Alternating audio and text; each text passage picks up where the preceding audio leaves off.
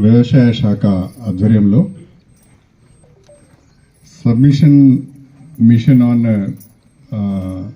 Agriculture mechanisation అనే scheme కింద రైతులకు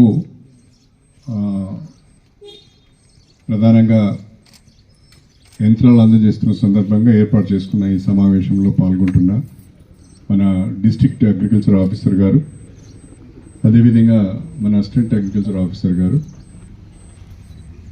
ఎంఆర్ఓ గారు, ఎంపీడీఓ గారు, గౌరవ వేదిక పైన గౌరవ సర్పంచులందరికీ, రైతు సోదరులకు, మీడియా మిత్రులకు అందరికీ పేరు పేరున నా హృదయపూర్వకమైన నమస్కారాలు తెలియజేసుకుంటున్నాను.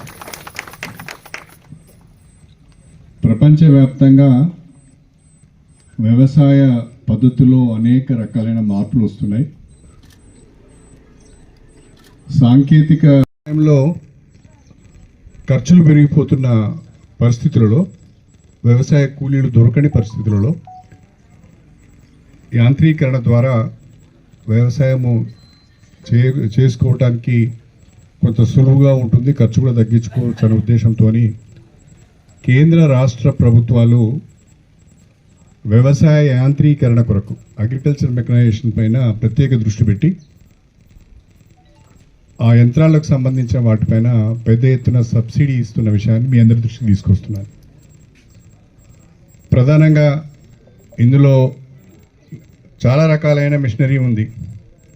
ఇందులో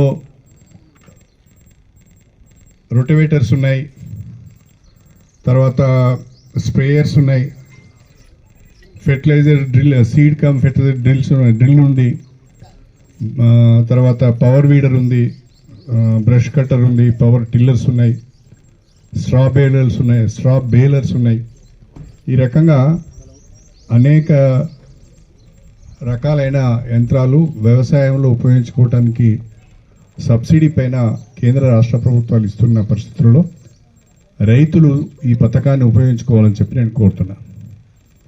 అదేవిధంగా నేను వ్యవసాయ శాఖను కూడా కోరుతున్నా.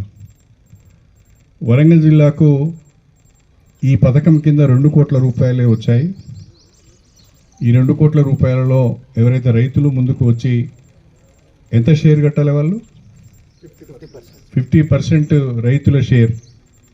ఉదాహరణకు ఒక ట్రాక్టర్కు 8 లక్షలు ఉంటే 4 లక్షలు రైతులు కట్టాలి, 4 లక్షలు ప్రభుత్వ పరంగా సబ్సిడీ వస్తుంది. ఆ రకంగా ప్రతి మిషనరీ మీద కూడా 50% రైతు కాంట్రిబ్యూట్ చేస్తే 50% సబ్సిడీతోనే ఆ యంత్రాలు ఇచ్చే అవకాశం ఉన్నది.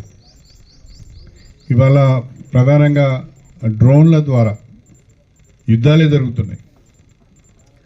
అభివృద్ధి చెందిన దేశాలన్నీ కూడా ఇంతకుముందు ద్వారా మ్యాక్సిమము మనం వరిధాన్యానికి పోతున్నాం. అందరూ కూడా గతంలో మొక్కజొన్నలు వేసేది, లేకుంటే వేరే వేరే పంటలు వేసేది అందరూ.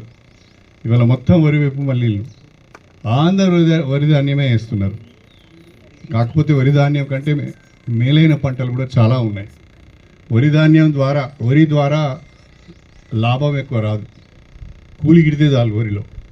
కానీ ఇతర పంటలలో కొంత మనకు లాభం ఉంటుంది. నేను మొన్న దేవాదుల పంప్ హౌస్ దగ్గరికి పోయినా, గోదావరి నది దగ్గరికి, తుపాకులగూడెం పోయినా. ఆ తుపాకులగూడెం పోయటానికి ఏటూరు నాగారం నుంచి తుపాకులగూడెం 40 కిలోమీటర్లు ఉంటుంది. ఆ 40 కిలోమీటర్ల పొడవున ఎర్ర బంగారం పడుతుంది. ఆ ఎర్ర బంగారం మామూలుగా లేదు. ఎర్ర బంగారం అంటే మిర్చి. ఏం మిర్చి అది? లారీలు. కళ్ళాలను చూస్తే మనం పరేషాన్ అవుతాం. నేను దిగి 2 రైతులతో మాట్లాడినా, ఏంటి పరిస్థితి, మీకు ఎట్లా ఉంది, ఎన్ని ఎకరాలు వేసినామంటే నాకు 5 ఎకరాలు ఉంది, 5 ఎకరాలు వేసినా. అంటే మరి ఏంటి గిట్టుబాటు ఎట్లా అవుతుంది అంటే, దాదాపుగా 5 లక్షలు పెట్టుబడి పెట్టినా, 15 లక్షలు వస్తాయనే అనుకుంటున్నా అన్నాడు. అంటే 5 లక్షలు పోతే ఇంకా 10 లక్షలు. అది వరిధాన్యం ఏమైనా వస్తుందా?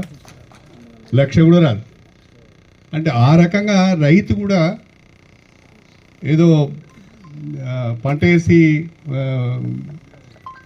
ఊరుకుంటే అయిపోతుంది, అదే పండుతుంది అనే విధంగా కాకుండా కొంచెం మంచిగా కమర్షియల్ క్రాప్స్ వైపు వెళ్ళాలి, బాగుంటుందని చెప్పి రైతులకు ఈ సందర్భంగా తెలియజేస్తూ, మా నియోజకవర్గానికి సంబంధించిన ఈ 2 మండలాలకు మరిన్ని పనిముట్లు అందించే విధంగా మా agriculture officer, district agriculture officer గారు నిర్ణయం తీసుకోవాలి. కొంచెం అన్ని మండలాలకు ఇచ్చినట్టు కాకుండా మాకు కొంచెం ఎక్కువ డబ్బులు ఇవ్వాలని చెప్పి ఈ సందర్భంగా కోరుకుంటూ మీ అందరికీ పేరు పేరున నా హృదయపూర్వకమైన నమస్కారాలు తెలియజేసుకుంటూ సెలవు తీసుకుంటాను.